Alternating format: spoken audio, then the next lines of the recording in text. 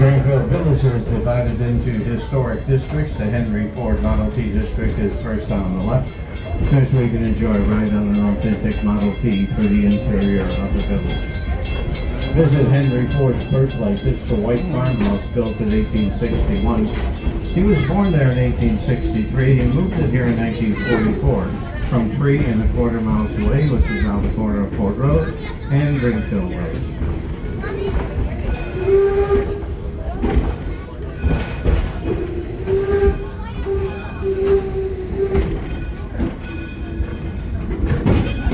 Those are merino sheep under the Osage orange tree.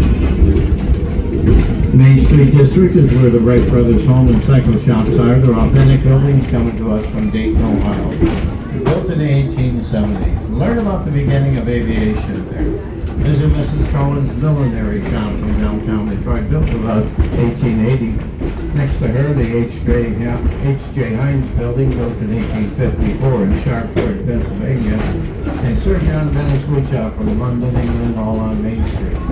Behind the Ford Motor Company to the left is the loading dock for the Model T rides.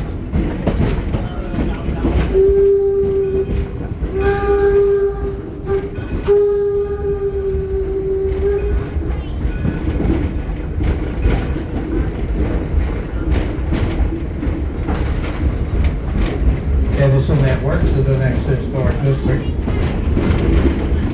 Thomas Edison is credited with 1,093 U.S. patents, pending on from England, France, and Germany. The gray building here is the rebuilt Menlo Park Laboratory. The gold building, Sarah Jordan's boarding house. Many of the men who worked for Edison at the lab lived there. It's one of the first buildings in the United States wired for electricity. Next to Sarah Jordan, Edison's official Fort Myers, Florida laboratory.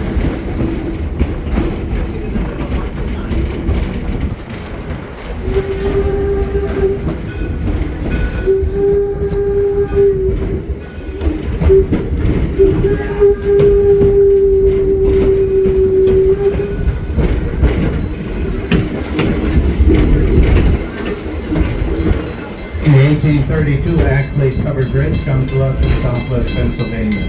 This is the entranceway to Forces and Powders District. Here you can visit historic homes such as Noel Webster's 1823 home from New Haven, Connecticut. Robert Frost home and the Mannix farmhouse, the Hermitage Slave Quarters, a lot to see up on Maple Lane. The other side of the bridge and up the sidewalk to the right, the sandstone complex is the Cotswold Cottage, built in 1619 in Chadsworth County, England. We'll be stopping directly ahead here. This is Susquehanna Station. It's a 4-minute stop.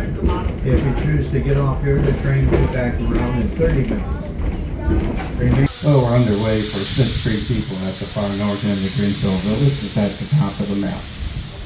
The white building here is the Susquehanna Plantation, built in the early 1800s. Comes to us from St. Mary's County, Maryland, on the Patuxent River. 700 acres of tobacco, wheat, and corn.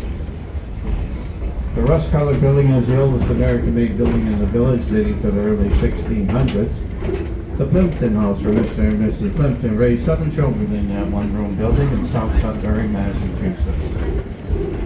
The windmill is the Ferris windmill, considered the oldest in the United States, built in 1640 on Cape Cod. It was a gift to Henry Ford by his National Dealer Association in 1936. The dark gray building next to us, the Daggett farmhouse, dating to 1754 from Andover, Connecticut.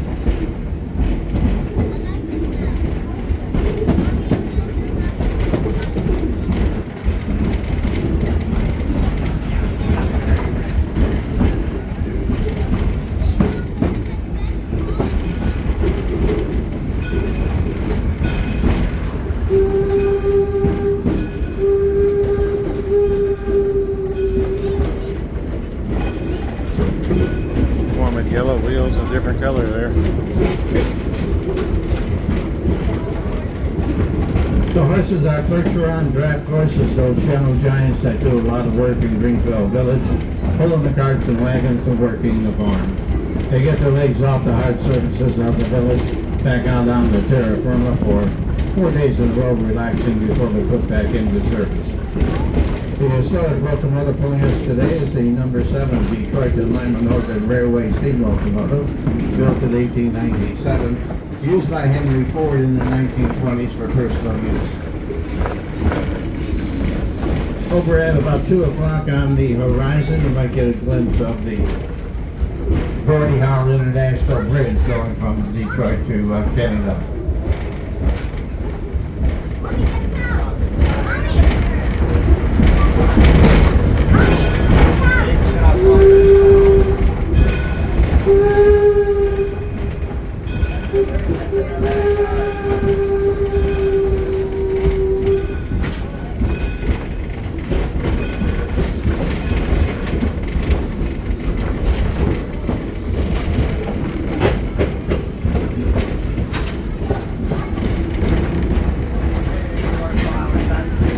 We're going through now is a wetland and wildlife preserve. There are some white-tailed deer, fox, and coyote back here.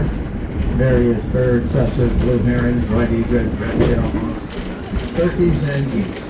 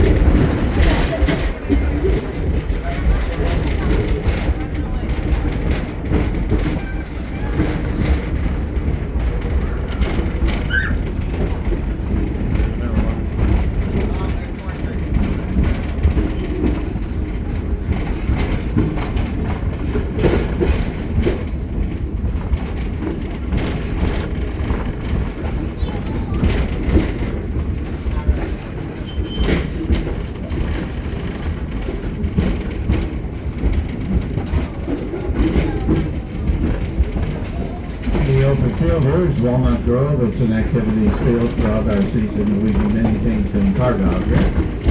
Every Friday and Saturday during the summertime, it's historic, Saturday and Sunday, it's historic baseball using 1867 baseball rules, where baseball gloves are optional, not preferred. The buildings up on the hill are backside of some of the porches of Harvest District, the red brick building, Noah Webster Zone. The large complex for coaching is the Henry Ford Academy. It's a charter high school. Over 525 students attend. Selected trade lottery system from Wayne County. Graduation rate exceeding 95%. The curriculum focus is on science, technology, engineering, and arts and math. The 10th, 11th, and 12th graders have classrooms out here. The 9th graders are in the indoor museum. When Henry Ford opened Greenfield Village in 1929, he wanted to convey the inspiration of the American genius to the students. But Henry Ford was always students first. He could be seen with them in the classrooms and on field trips. He wanted to inspire them through America's traditions of ingenuity, resourcefulness, and innovation. And we continue that here today. The 3 Pullman cars on the left are part of the senior class classrooms.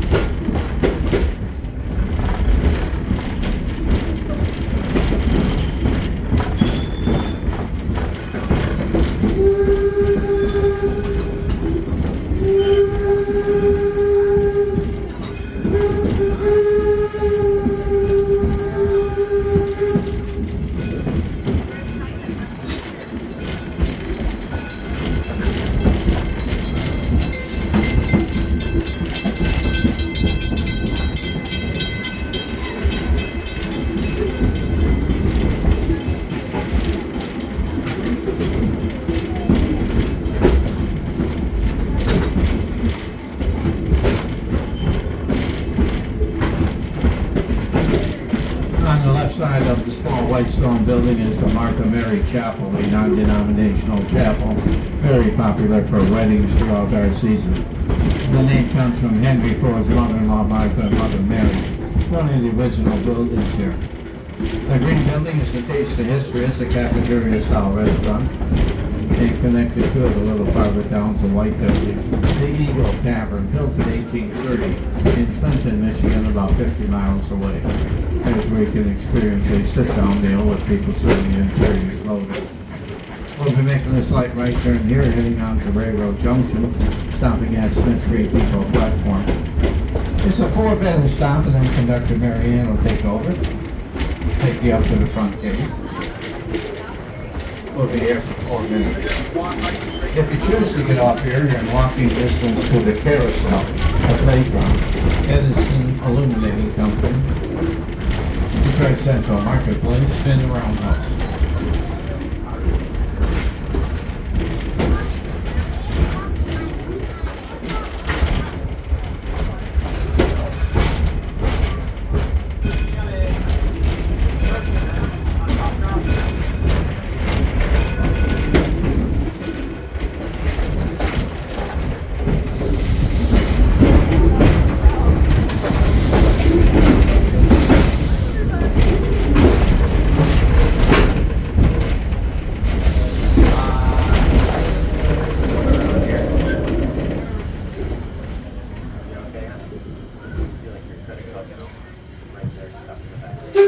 It is a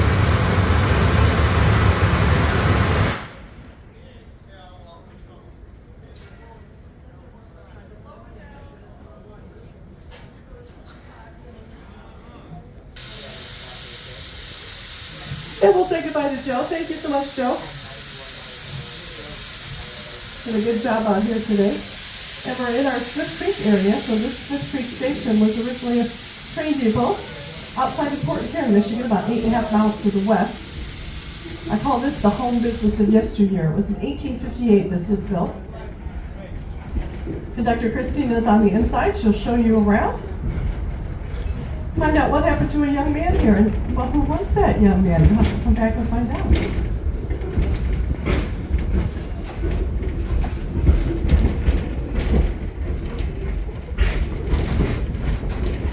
And across the street there, you're going to see the Detroit Vegetable Building was originally in Eastern Market, downtown Detroit. It was originally built in 1860. We built it here last year. We've been having farmers markets. We have also music weekend, which we had yesterday. And we use it on special occasions, so we hope you come on back, especially coming up with Halloween and our Old Car Festival the weekend after Labor Day. So that's going to be pretty busy over there. Our railroad roundhouse takes us back to here in 1884 in Marshall, Michigan, on the Detroit-Toledo and Milwaukee line. You'd stop for coal, water, and any repairs. We have 3 steam locomotives that we use on a rotation basis right here in the village. Liberty Craft Works, stop in and see our master craftsmen at work, our glass blowers, our potters, decorators, weaving, carving, and our print office has been making a lot of wonderful things to be put inside of our gift shop. And if you haven't been to our gift shop this year, newly renovated, very nice. So we're going to the Working Farm District. This is the Harvey Firestone Farm. He was the founder of the Firestone Rubber and Tire Company, good friends with Henry Ford. This was in Columbia County, Ohio, on the Pennsylvania border. He was born in 1868. His family built a house in 1828. Hope we had a chance to stop in and see our lambs that were born in May. They've gotten pretty big. Our chickens, our pigs, and our cows. And they give out the same chores that they would have at that time period, also implementing the same type of equipment. They go working out here in garden here, which is for the Firestone Farm. Tom had a great big watermelon earlier, and I think they had that for lunch. Got some beautiful gourds down here. And these are our offices on our right from Lovett Hall. This is where Henry Ford and Taylor used the country in the ballroom up here. This is also where Henry Ford lively sang after he passed away, April 7, 1947, when more than 100,000 people came by to pay their respects. We are now back up to the main gated area. This is the Firestone station. This will take you back to the parking lot, to the museum, and of course you may re-enter the village at this point. We're here till 5 o'clock. We close at 5. Your shop stays open till 5:30. Please make sure you stay hydrated throughout the day. And Candy will have the gate open for you. Please remain in your seat until the engineer gives us a whistle. When that whistle blows, Sarah will have the gate open for you. Wait for that whistle. When the whistle blows, you may exit right. It is now safe. Take a moment, check your seat, check your floor, make sure that you have everything with you. Don't forget anything behind.